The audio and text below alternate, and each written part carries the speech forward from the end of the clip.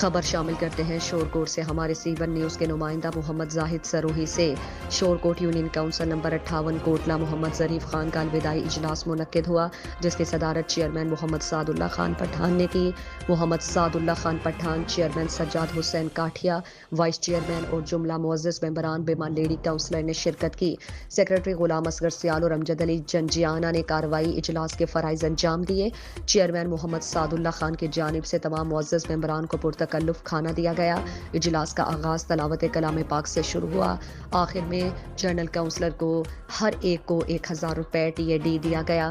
General counsellor زاہد فرید جٹ نے media کو اطلاع دی، جس پر اجلاس کی کوریج کی گئی۔ چیئرمین محمد سعد اللہ پٹھان نے میڈیا نمائندگان کا شکریہ ادا کیا اور اجلاس کے اختتام پر تمام معزز ممبران باعزت طریقے سے الوداع کیا۔